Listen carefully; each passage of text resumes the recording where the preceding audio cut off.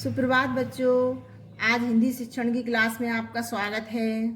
मैं प्रमोदी शर्मा, हिंदी की व्याख्याता, श्री अग्रसेन शिक्षक प्रशिक्षण महिला महाविद्यालय से आज आपको बताती हूँ हिंदी को राष्ट्रभाषा बनाने में कठिनाई। यानी कि आज का हमारा टॉपिक है हिंदी को राष्ट्रभाषा बनाने में कठिनाइयाँ।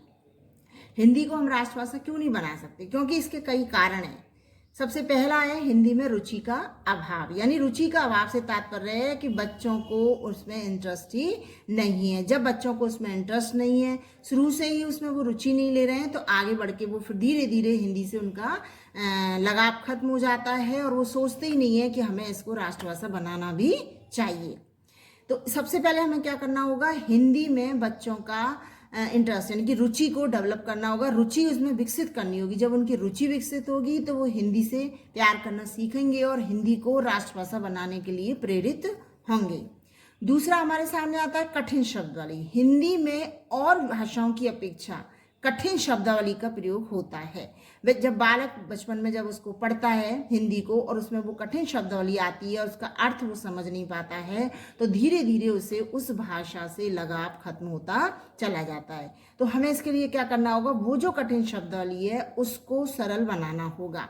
इसके लिए हमें बच्चे के मानसिक स्तर के अनुकूल उस भाषा को रखना होगा और उसके पाठ के या जो भी वो पढ़ रहा है उसमें एक छोटा सा शब्दकोश रखना होगा, जिससे वो कठिन शब्द आ रहे हैं तो उनको पढ़े और समझ सके। फिर बात आती है सरल शिक्षण विधियों का अभाव। किसी भी भाषा को पढ़ने के लिए सरल शिक्षण विधियों का होना आवश्यक है। जब सरल शिक्षण विधियां होंगी तो बालक आसानी से उसे पढ़ सकेगा, क्योंकि जो शिक्षण विधियां होती हैं वो साधन होती हैं और उस भाषा को सीखना या उस भाषा को प्राप्त करना हमारा साध्य होता है। तो जब हमारी साधन ही हमारे अच्छे नहीं है, साधन ही बहुत कठिन है, जिनके माध्यम से हम वहाँ पहुंच ही नहीं सकते, तो जाहिर सी बात है उसमें हमें किसी भी तरह का कोई भी रुचि उत्पन्न नहीं होगी। इसलिए सरल शिक्षण विधियों को उसमें होना चाहिए। उन शिक्षण विधियां सरल होंगी तो आसानी से हम उनको पढ़ सकेंगे, समझ सकेंगे और सीख सकेंगे। फिर आता है हमारा पाठ्य पुस्तकों का। पाठ्य पुस्तक तो हैं लेकिन अच्छी पाठ्य पुस्तकों का अभाव है।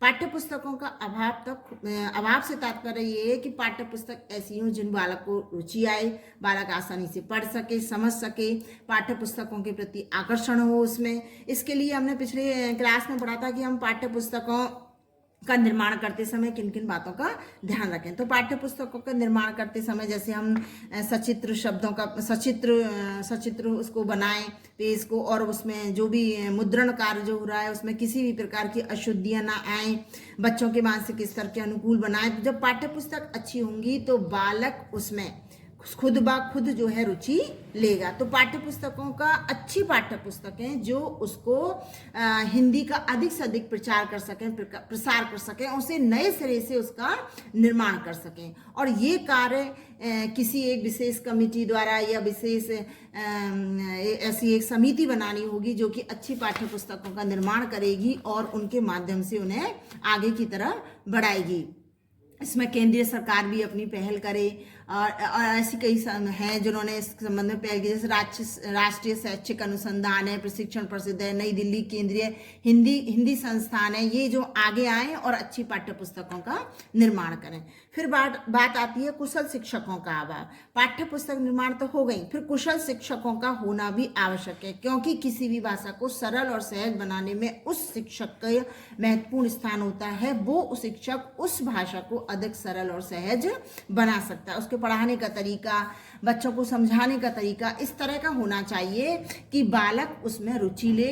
यदि कुशल शिक्षक हम देखें तो बहुत कम मिलते हैं, लेकिन वो जो भी शिक्षक लगाए जाएं वो उस कसौटी पे खरे उतरने चाहिए। उनमें बौद्धिक प्रखरता तो होनी ही चाहिए, साथ ही सामाजिक दृष्टि से भी वो मिलनसार, सहयोगी, सहृदय होने चाहिए, जिससे बालक उनसे डरे नहीं, समझे और जिससे बालक की उसमें रुचि उत्पन्न हो। ये नैतिक दृष्टि से भी बहुत आवश्यक है कि वह बालक को इस बात को सिखाएं कि आपको किस भाषा में किस प्रकार से रुचि लेनी है और कैसे उसे आगे बढ़ाना है। तो आज हम इतना ही पढ़ेंगे। हिंदी भाषा को राष्ट्रभाषा बनाने में क्या क्या कठिनाइयाँ आ रही थी, जैसे हिंदी में रुचि का अभाव, कठिन शब्दावली, सरल शिक्षण विधियों का अभाव है, पाठ्य पुस्तकों का अभाव है, कुशल शिक्षकों का अभाव है। इन सब समस्याओं का हम निराकरण करके उसको एक सहज और सरल बना सकते हैं और हिंदी को राष्ट्रभाषा की तरफ ले जा सकते हैं, उसे उसकी तरफ प्रेरित कर सकते हैं।